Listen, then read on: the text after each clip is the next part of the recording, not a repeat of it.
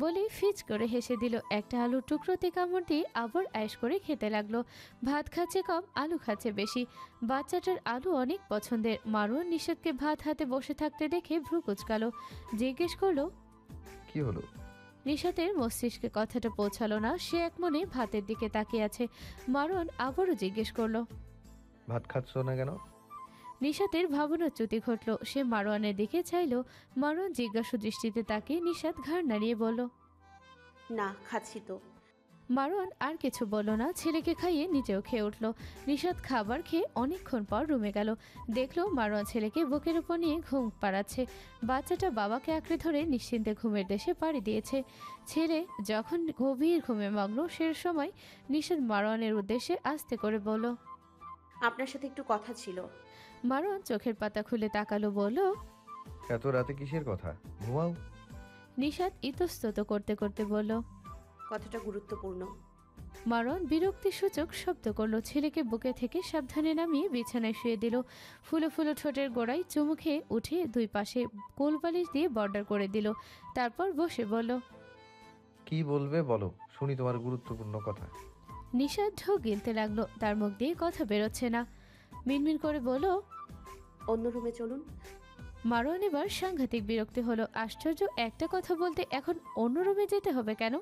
তার মাথায় হঠাৎ কিছু খেলে গেল। তাই নিশাতের দিকে তাকিয়ে বলল, তুমি কি আমার সাথে সময় কাটাতে চাচ্ছ নাকি? নিশাদ চোখ মুখ গম্ভীর করে মারোয়ানের দিকে চাইল, বলল, আজ আর ফালতু কথা বলবেন না, কথাটা গুরুত্বপূর্ণ, তাই অন্য রুমে যেতে বলেছি। আপনি অন্য মিনিং বের করছেন কেন? আপনার সাথে সময় কাটাতে চাইবো কোন দুঃখে? আপনি যাবেন কি যাবেন না? মারণ আড়মোড়া ভেঙে বলল, চলো যাই। যদি গুরুত্বপূর্ণ কথার সাথে কিছু মিছু আদর আপ্যায়ন পাই, মন্দ হয় না। নিশাত আবারও শক্ত চোখে চাইল। মারণ কুটিল হেসে অন্য রুমে যেতে লাগলো। পিছন পিছন নিশাতও চলল। ছেলেকে আরেকবার দেখে পাশের রুমে গেল। মারণ শির বাজিয়ে বিছানায় বসলো। নিশাত পাশে বসে বলল, মনোযোগ দিয়ে কথাগুলো শুনবেন। দয়া করে এই রাতের বেলা রিয়েক্ট করবেন না। মাথা ঠান্ডা রাখবেন। ওয়াদা করুন। মারণ ভ্রুকুটি করে বলল, কি এমন কথা যে ওয়াদা করতে হবে? আপনি করুন, তারপর বলছি। মারণ নিতান্ত দায়সারাভাবে ওয়াদা করলো। তারপর সে দুটো পা নাড়াতে লাগলো। নিশাত গলা খাকারি দিয়ে ধীরে ধীরে বলল, আজকে বাবাকে ফোন করেছিলাম। মারণ ঠ্যাং নাড়াতে নাড়াতে বলল, তো আরে শুনুন আগে, কথা বাড়তি বলবেন না। মারণ কিছু বলল না। নিশাত এক নিঃশ্বাসে বলল, বাবা বলেছেন মানহার বিয়ে হয়ে গেছে। মারণ আগের মতোই ঠ্যাং নাড়িয়ে যাচ্ছে। নিশাত অবাক হলো। কোনো প্রতিক্রিয়া নেই কেন? নিশাত বলল, আপনি আমার কথা শুনেছেন? হ্যাঁ, শুনলাম। কি শুনলেন? তোমার বাবা ফোন দিয়ে বলেছেন তোমার বোনের বিয়ে হয়ে গেছে, সেটাই শুনলাম। নিশাত ভারী আশ্চর্য হলো। এ লোক নিজের বোনের নামও কি ভুলে গেছে? এ কেমন ভাই? রাগ নিয়ে বলল, মানহা আমার বোন কবে থেকে হলো? আর আমার বাবাকে আমি বাবা কবে ডাকলাম? তাকে আমি আব্বু ডাকি। বিড়ি টানতে টানতে জ্ঞান বুদ্ধি সব হারিয়ে ফেলেছেন।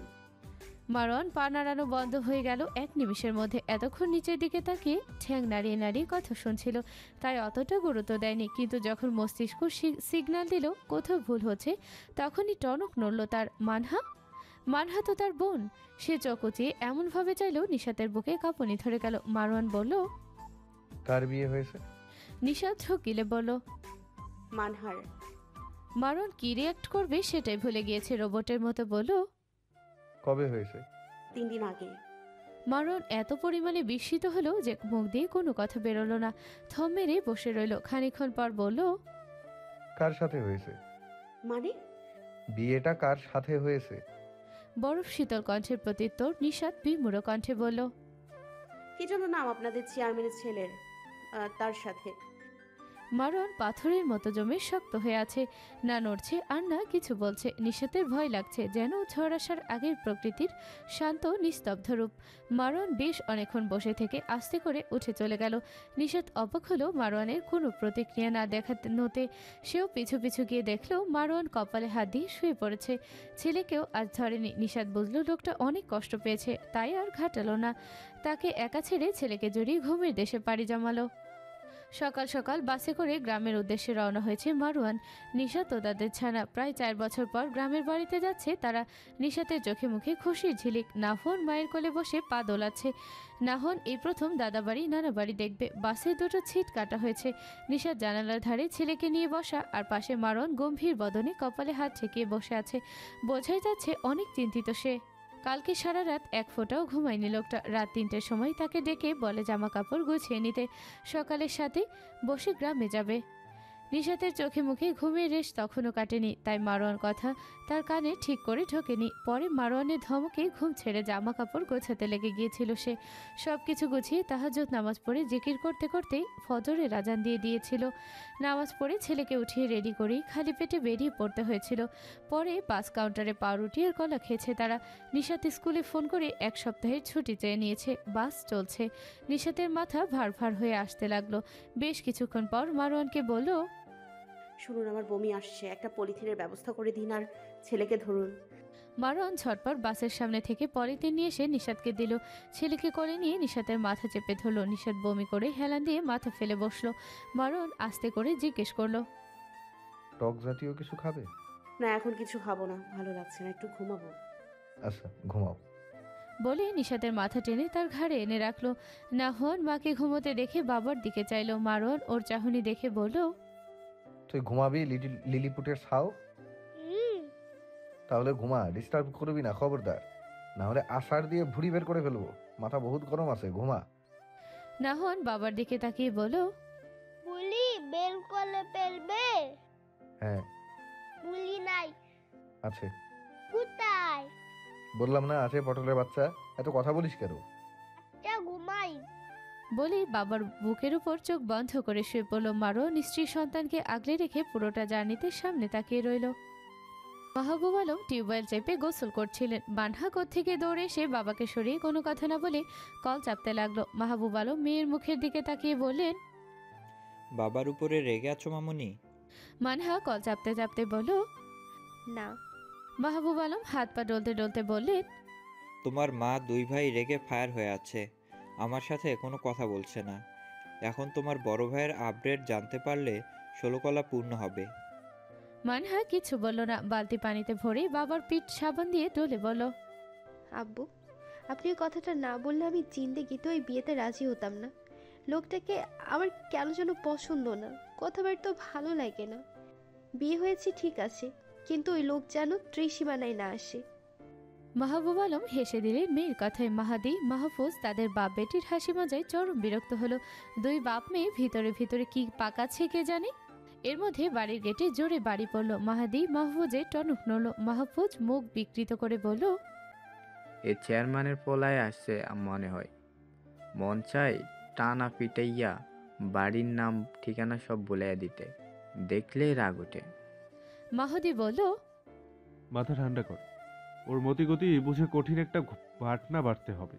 বহুত চালাক ভাবে নিজে, বুদ্ধি খাটিয়ে ওর এই বিয়ের পেছনের মতলব বের করতে হবে। যা গেট খুলে দিয়ে আয়, ওর জামাই আদর খাওয়াচ্ছি। মাহফুজ মাথা নাড়িয়ে হেলে দুলে গেট খুলে দিল। খুলেই ঝটকা খেলো যেন। সামনে মারওয়ান দাঁড়িয়ে। মাহফুজ অবাক স্বরে বলল, বড় ভাইয়া? মারওয়ান বলল, এমন রিয়াক্ট দিয়েছিস কেন? সামনে থেকে সর, তোর ভাবি পেছনে দাঁড়িয়ে আছে, তোদের দেখলে অস্বস্তি বোধ করবে। মাহফুজ যন্ত্রের মতো সরে গিয়ে জায়গা করে দিল। মারওয়ান ভিতরে ঢুকে দেখলো মাহাদি উল্টো দিকে ফিরে দাঁড়িয়ে আছে। সে ডাক দিল, মাহাদি। মাহাদি পরিচিত কণ্ঠে নিজের নাম শুনে ঘুরে তাকিয়ে দেখলো মারওয়ান দাঁড়িয়ে আছে। বেশ অবাক হয়েছে। মারওয়ান বলল, হা করে ক্যাবলার মতো তাকিয়ে আছিস কেন? দুইজন ব্যাগগুলো ধর, বাচ্চাটাকে ধর। এমন ভাব করছিস মনে হচ্ছে জীবনেও আমাকে দেখিসনি। মাহাদি হুঁশে ফিরে মাকে ডেকে উঠল। মাইমুনা বেগম রান্নাঘর থেকে বেরিয়ে নিজের বড় ছেলেকে দেখে ছুটতে ছুটতে এগিয়ে আসলেন। ছেলেকে মন ভরে আদর করে বললেন, আমার মানিক, আমার বুকের মানিক গ্রামে এসেছে। ও আল্লাহ, আমার সন্তান আমার বুকে ফিরে এসেছে। তোমার কাছে লক্ষ কোটি শুকরিয়া মাবুদ। বলে মারওয়ানের চোখে মুখে কপালে চুমু খেলেন তিনি। মাহাদি ব্যাগ হাতে দাঁড়িয়ে আছে। মাহফুজ ভাইয়ের কোল থেকে নাহওয়ানকে নেয়ার জন্য হাত বাড়িয়ে দিল। বাচ্চাটা বাবার গলা শক্ত করে জড়িয়ে আছে। বেশ ভয় পাচ্ছে বাচ্চাটা। একসাথে এত মানুষ দেখে ঘাবড়ে গিয়েছে সে। নিশাত পিছনে দাঁড়িয়ে মা ছেলের ভালোবাসা দেখছে। ইতোমধ্যে এত শোরগোলে মানহা মাহবুব আলম হাজির হয়েছেন। মানহা বড় ভাই ভাবিকে দেখে দৌড়ে গেল। ভাবির অস্বস্তি হচ্ছে বুঝতে পেরে ঘরে নিয়ে গেল। যাওয়ার আগে মাহবুব আলমের সাথে কুশলাদি বিনিময় করে গেছে নিশাত। মারওয়ান ছেলেকে মায়ের কোলে দিয়ে বাবার কাছে গিয়ে বলল, ভালো আছেন? আলহামদুলিল্লাহ, আল্লাহ ভালো রেখেছেন। তুমি কেমন? এই অধম বাবা মায়ের কথা এতদিনে মনে পড়লো তাহলে? ভালো তো থাকবেনই। মানহার ব্যাপারে আপনার এই সিদ্ধান্ত নেওয়ার কারণ কি? তুমি আমার কাছ থেকে জবাব নিতে ঢাকা থেকে গ্রামে এসেছো? মারওয়ান কঠোর ভঙ্গিতে বলল, যখন সিদ্ধান্তটা আমাকে না জানিয়ে নেওয়া হয় তখন আমি অবশ্যই আপনাকে তা জিজ্ঞেস করার অধিকার রাখি। তা অবশ্যই রাখো, তবে এসেছো যখন আস্তে ধীরে সব জানতে পারবে। তবুও এই সিদ্ধান্তের জন্য যে গ্রামমুখী হয়েছো এতেই আমি আনন্দিত। এবার হাত মুখ ধুয়ে বিশ্রাম নাও। জার্নি করে এত প্রেশার মাথায় নিতে হবে না। কথাটা বলে মাহবুব আলম মাইমুনা বেগমের থেকে নাতিকে কোলে নিলেন। নাহন দাদাকে দেখে কোলে গেল। এতগুলো মানুষের মধ্যে দাদাকে সে ভালো করে চেনে, কারণ দাদাকে ঢাকায় প্রায় দেখেছে সে। বাকিদের সাথে তার অতটা ঘনিষ্ঠতা নেই। মাহবুব আলম নাতির সাথে কথা বলতে বলতে ঘরে চলে গেলেন। মাহাদি ব্যাগ নিয়ে ভিতরে চলে গেল। মাহফুজ বড় ভাইকে জড়িয়ে বলল, চলো ভাইয়া, ঘরে চলো। মাইমুনা বেগমও সায় জানালেন, তাতে ছেলেকে নিয়ে ঘরে চলে গেলেন। পার্টিতে বসে ভাত খাচ্ছে মাহবুব আলমের পুরো পরিবার। আজকে তাদের পরিবার স্বয়ংসম্পূর্ণ। নিশাত একমাত্র এখানে নেই। সে ভিতরের ঘরে বসে ভাত খাচ্ছে। যেহেতু দেবররা গায়রে মাহরম, সেহেতু দেবরদেরকে সে কখনোই মুখ দেখায় না। মাহাদি মাহফুজও ভাবির সামনে যায় না। মাহফুজের কোলে নাহওয়ান বসে বসে পোলাও আর মাংস খাচ্ছে। মাহফুজ গোস্ত ছিঁড়ে ছিঁড়ে বাচ্চাটার মুখে দিচ্ছে। বহুত কসরত করে ভাতিজিকে কোলে নিয়েছে মাহফুজ। তার কোলে আসবে না বলে কান্না করে দিয়েছে বাচ্চাটা। তারপর রোস্টের হাড্ডি লোভ দেখিয়ে কোলে নিয়েছে সে। আজকের আইটেমের কোনো কমতি নেই। পোলাও, রোস্ট, গরুর গোস্ত, ভুনা, চিংড়ি মাছের মালাইকারি, শাকভাজি, শিং মাছ দিয়ে মিষ্টি কুমড়ার ঝোল, রুই মাছের কালিয়া। বিরাট আয়োজন খানাপিনায় আজ। নাহওয়ান বাবার কোলে যাওয়ার জন্য ছটফট করতে লাগলো। মাহফুজ বলল, আমার কাছে থাকেন আব্বা। বাবার কোলে তো সারা বছর আর সারাদিন থাকেন, এবার একটু ছাত্রদের কোলে থাকেন। নাহওয়ান মুচড়ামুচড়ি করতে লাগলো। বলল, ইন্না বাবা। বলে মারওয়ানের দিকে হাত বাড়িয়ে দিল। মারওয়ান এক হাতিয়ে ছেলেকে নিতে গেলে মাইমুনা বেগম চট করে নাতিকে কোলে তুলে নিলেন। নাতিকে আদর করতে করতে বললেন, বাবাকে খেতে দেন দাদু ভাই, আমার মানিকটা কত দিন পর খাচ্ছে। দাদি একটু দেখে মঞ্জুরা, কত দিন দেখি না আমার মানিকটাকে। আপনি দাদুর কোলে থাকেন ভাই। নাহওয়ান বাবার কোলে যেতে না পেরে চিৎকার করে কান্না জোরে দিল। মারওয়ান দ্রুত উঠে এক হাতে ছেলেকে কোলে নিল। মাইমুনা বেগম বললেন, মা গো মা, বাবা পাগল দেখি আমার দাদু ভাই। মাহাদি তাল মিলিয়ে বলল। একদম। নাহওয়ান হাত উঁচিয়ে তাদেরকে দেখিয়ে বলল। মাইল দিব। বাচ্চাটা পাকা পাকা কথা শুনে মাহবুব আলমের পুরো পরিবার হেসে দিলেন। উঠোনে তিন ভাই চেয়ারে বসে আলাপ আলোচনা করছে। মারওয়ান মাঝে চেয়ারে গম্ভীর হয়ে ছোট দুই ভাইয়ের কথা শুনছে এবং মাঝে মাঝে প্রত্যুত্তর করছে। মাহাদি মানহার বিয়ের সমস্ত ঘটনা বিশদভাবে বর্ণনা করে থিতু হলো। মারওয়ান সমস্ত ঘটনা শুনে নিশ্চুপ রইল। মাহফুজ বলল, ভাইয়া, বাবার কার্যকলাপ আমার ভালো ঠেকছে না। মানহাকে কি বলে রাজি করিয়েছে আমরা কেউ জানি না। মানহার বিয়েতে মত আছে শুনে আমি আর মেজো ভাইয়ার টাসকি খেয়ে তাকিয়েছিলাম। কত বাধা দিতে চাইলাম আব্বাকে, কিন্তু তিনি একটা কথাও শোনেননি। আমাদের কোনো কথার কোনো গুরুত্বই দেয়নি। মাহাদি বলল, ওই লোককে আমার সুবিধার লাগে না ভাইয়া, নির্ঘাত করে খিচুড়ি পাকাচ্ছে। আর আব্বাই বা কেমন? তোমার সাথে ওই চেয়ারম্যানের পুতের ঝামেলা আছে, সেটা জেনেও কি করে মানহাকে ওই বিপদের মুখে ঠেলে দেয়? মারওয়ান ছোট দুই ভাইয়ের কথা শুনছে আর হাত মুষ্টিবদ্ধ করছে। বোঝাই যাচ্ছে রাগ কন্ট্রোল করছে। এখন হাতের কাছে কিছু পেলে খুনাখুনি বাঁধিয়ে ফেলতো, এটা নিশ্চিত। মাহফুজ আচমকা বলল, তোমাকে বাড়িতে আনার একটা চাল নয় তো আবার কে আবাইয়া? মারওয়ান স্বাভাবিক হয়ে বলল, যে চালিয়ে দিক সফল কোনোটাতেই হবে না। মাহাদি বলল, ভাইয়া শোনো, নাহওয়ান বড় হচ্ছে, তুমি কি কোনো কাজবাজ এখনো করবে না? মারুন কথাটা শুনল বলেই মনে হলো না, যথাসম্ভব পাশ কাটিয়ে গেল। উঠে ঘরের ভিতর চলে গেল। মাহাদি মাহফুজ উভয় হতাশ হলো। এই বড় ভাইয়ের মতিগতি এখন পর্যন্ত তারা বুঝলো না। কাজের কথা বলেই এমনভাবে ইগনোর করে যেন এরকম কথা জীবনেও শোনেনি। মারুন ঘরে ঢুকে দেখলো নিশাত নাহুয়ানকে বুকে নিয়ে ঘুম পাড়াচ্ছে। মারুন দরজা আটকে বিছানার দিকে অগ্রসর হলো। নিশাতের পাশেই শুতে শুতে বলল, ফাইয়াজ ঘুমিয়ে পড়েছে? নিশাত চোখ বন্ধ করে উত্তর দিল। হ্যাঁ। মারুন নিজেও পাশে শুয়ে চোখ বুঝল। দুপুরের পরই সবাই এখন একটু বিশ্রাম নেয়। গতরাতে নির্ঘুম রাত ও সারাদিনের জার্নির ফলে মারুন চোখের পাতা এক করতে না করতেই নিদ্রার অতুল সাগরে তলিয়ে গেল। ইহাব নিজের রুমে বসে ল্যাপটপে কি যেন টাইপ করছে। কাগজে খচখচ করে কিসব যেন লিখে রাখছে। ইনাবা ঘরের দরজায় টোকা দিয়ে বলল, ভাইয়া আসবো? ইহাব দ্রুত ল্যাপটপ বন্ধ করে কাগজের উপর চাপা দিয়ে রাখলো। তারপর আসার অনুমতি দিল। ইনাবা ভাইকে দেখে হাস্যোজ্জ্বল মুখে এগিয়ে গেল, বলল, কি অবস্থা ব্রো, বিয়ে নাকি করে ফেলেছো? আমি অবশ্য গুজবে কান দেইনি। আমার ভাই আমাকে ছাড়া বিয়ে করতেই পারে না, কভি নেহি। ইহাব কৃত্রিম হেসে বলল। যা শুনেছি সেটা সত্য না। ইনাবা অবাক হয়ে ভাইয়ের দিকে চাইলো, বলল, সিরিয়াসলি? ইয়েস। কি এমন জরুরি কাজে বিয়েটা এত দ্রুত আর চুপি চুপি সেরে ফেললে? আম্মু বোনকে জানানোর প্রয়োজন বোধ করলেন না? দরকার ছিল। কি দরকার সেটাই জানতে চাইছি। সময় হলেই জানতে পারবি। ওসব কথা বাদ দে। তোর পড়াশোনার কি খবর? আলহামদুলিল্লাহ চলছে। প্রচুর প্যারা, কুলিয়ে উঠতে হিমশিম খেয়ে যায়। Mid term, final, exam, lab, viva, blah blah. I'm fed up bro. পড়াশোনা সবার কাছে বিরক্তিকর, বাট এটার ফল কিন্তু মিষ্টি। So you should do your best. Okay brother. আচ্ছা, ভাবিকে কবে দেখাবে? দেখবি দেখবি, সবুর কর। ইনাবা ভাইয়ের কোলে মাথা দিয়ে বলল, ভাইয়া মাথা মাসাজ করে দাও, তোমার মাসাজ দুর্দান্ত। আর আমি ঘুম এসে যাই, বুঝলে? আর শোনো, ঘুমিয়ে পড়লে ডোন্ট ডিস্টার্ব। আরেকটা কথা, ভাবিকে শীঘ্রই দেখতে চাই, না হলে কিন্তু আমিই চলে যাব ভাবির বাড়িতে তাকে দেখতে। শত হলেও একটা মাত্র ভাবি আমার। বলে হামি দিয়ে চোখ বুঝলো ইনাবা। ইহাব মুচকি হেসে বোনের মাথা মালিশ করে দিতে লাগলো। এই বোনটা তার ভীষণ আদরের একমাত্র বোন বলে কথা, আদরিত হবেই। রাত 8টা বাজে। নিশাত চুলোর পাশে বসে আছে। পাশে মাইমুনা বেগম রাতের রান্না করছেন আর নিশাতের সাথে গল্প গুজব করছেন। মাইমুনা বেগম ইলিশ মাছে নুন হলুদ মাখিয়ে তেলের উপর ছেড়ে দিলেন। খুন্তি দিয়ে মাছের উপর পিঠে তেল ছিটিয়ে দিলেন। আজাদ এখনো ওঠেনি নিশু? না আম্মা, কালকে সারা রাত ঘুমাইনি, তাই আজকে ঘুমিয়ে পুষিয়ে নিচ্ছে। তোমার স্কুলের চাকরি কেমন চলে? আলহামদুলিল্লাহ, আল্লাহর রহমতে ভালোই। আম্মা আপনার একটু ওকে। শোনো মা, আজাদরে একটু কাজকাম করতে বইল। নাতিটা বড় হচ্ছে। আমার পুরো পরিবার শিক্ষিত, কাজে বাজে পারদর্শী। শুধু ও এরকম কেন হইল? তোমার প্রতি আমরা অনেক জুলুম করেছি মা, আমাদের মাফ করো।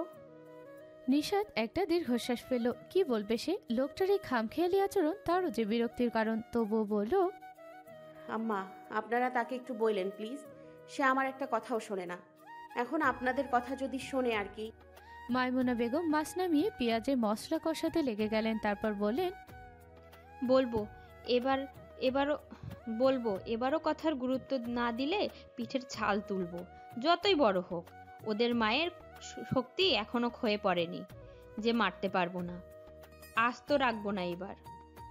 বলে মশলা কষানোতে মনোযোগ দিলেন। নিশাত একটা দীর্ঘশ্বাস ফেলে বসে রইল শাশুড়ির পাশে। খানিক পর বলল, আম্মা, মাহদি বা মাহফুজকে একটা ফোন দেন। নাওয়ানকে নিয়ে সেই কখন বেরিয়েছে, এখনো ফেরার কোনো নামগন্ধ নেই। চিন্তা হচ্ছে ভীষণ। ওর বাবা উঠে ওকে না পেলে চিৎকার চেঁচামেচি করবে। তার উপর 9টা বেজে গেছে, এখনো ফিরছে না। মাইমুনা বেগম চিল্লিয়ে মানহাকে ডেকে উঠলেন। মানহা, আমার ফোনটা দিয়ে যা, নইলে তুই তোর মেজো নয়তো সেজো ভাইরে ফোন দিয়ে জিজ্ঞেস কর বাড়ি কখন আসবে। নাতিটাকে নিয়ে এতক্ষণ বাইরে কি করে ওরা? মায়ের হাঁক শুনে মানহা পড়া টেবিল থেকে উঠে মায়ের রুমে গিয়ে ফোন নিয়ে মেঝো ভাইয়ের নম্বরে ডায়াল করলো। ফোন বেজে কেটে গেল। এরকম কয়বার রিং বাজলেও কেউ ফোন তুলল না। সেজো ভাইকে কল দিয়েও একই রেজাল্ট পেল। মানহা রুম থেকে বেরিয়ে উঠোন পেরিয়ে রান্নাঘরে এসে বলল, আম্মু ফোন তো ধরে না কোনো ভাইয়া। মাইমুনা বেগম দুপুরের পোলাও রোস্ট গরম করতে করতে বললেন, কি বলিস, ফোন ধরছে না কেন? কি জানি। নিশাতের বুকে কামড় দিয়ে উঠল। নিজের মানিকের জন্য বুকটা ভীষণ পড়ছে। সে উঠে নিজেদের বরাদ্দকৃত ঘরে গিয়ে দেখলো মারোয়ান উঠে পড়েছে। নিশাতকে ঘরে আসতে দেখে মারোয়ান বলল, কোথায় ছিলে? আমার ছাউ কই? নিশাত আতঙ্ক নিয়ে বলল, মাহাদি, মাহফুজ সেই সন্ধ্যার সময় নওহানকে নিয়ে বেরিয়েছে, এখনো ফেরেনি, ফোন ধরছে না, একটু দেখুন না আপনি। মারোয়ান ভ্রুকুচকে ঘড়িতে সময় দেখলো 9টার ঘরে ঘড়ির কাঁটা। এতক্ষণ বাইরে কি করছে ওরা? সে বিছানা থেকে দ্রুত উঠে কলপারে গিয়ে হাত মুখ ধুয়ে গায়ে শার্ট জড়াতে জড়াতে বের হয়ে নিল। এর মধ্যে মাহাদি মাহফুজ গেট দিয়ে ঢুকলো। নাহন মাহাদির কোলে, হাতে চিপস, চকলেট, খেলনা। মাহফুজের হাতে কতগুলো ব্যাগ। মারোয়ান ওদেরকে দেখে বলল, কিরে, এতক্ষণ কোথায় ছিলি? আর তোদের ফোন কই? মাহাদি বলল, আর বলো না ভাইয়া, বাজারে কিসের